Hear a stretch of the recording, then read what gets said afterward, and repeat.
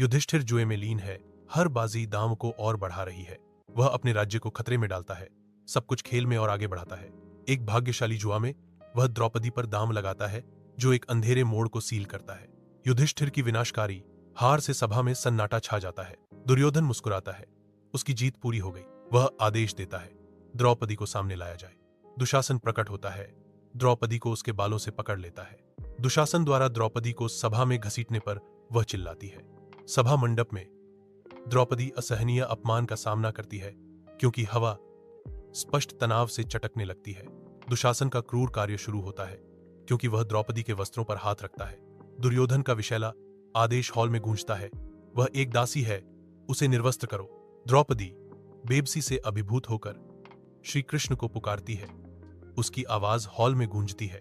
एक चमत्कार सामने आता है, क्योंकि द्रौपदी की साड़ी अंतहीन रूप से लंबी होने लगती है, जो उसे निर्वस्त्र करने के सभी प्रयासों को विफल कर देती है। दुशासन संघर्ष करता है, उसका चेहरा थकान से विकृत हो जाता है। फिर भी द्रौपदी की साड़ी का चमत्कारी विस्तार कभी समाप्त नहीं होता है। साड़ी का ढेर ऊंचा और ऊंचा होता जाता है, जो अटूट विश्वास का प्रमाण है। श्रीमती कृष्ण में द्रौपदी की अटूट आस्था का प्रतीक है कि उनकी साड़ी बिना अंत के विस्तारित होती है। दुशासन के द्रौपदी के वस्त्र हरण करने के व्यर्थ प्रयास उसकी साड़ी के अंतहीन प्रवाह से मिलते हैं, जो दिव्य सुरक्षा का प्रतीक है। सभा मंडप लगातार बढ़ती हुई साड़ी से भरा हुआ है, जो द्रौपदी के लचीलेपन का प्रतीक है। साड़ी का चमत्कार जारी रहने से दुशासन की हरकतें सुस्त हो जाती हैं। द्रौपदी अविचल खड़ी है। अंतहीन साड़ी उसके उत्पीकों के खिलाफ एक ढाल है। चमत्कार सामने आता है, साड़ी लंबी और लंबी होती जाती है, एक निर्विवाद प्रमाण।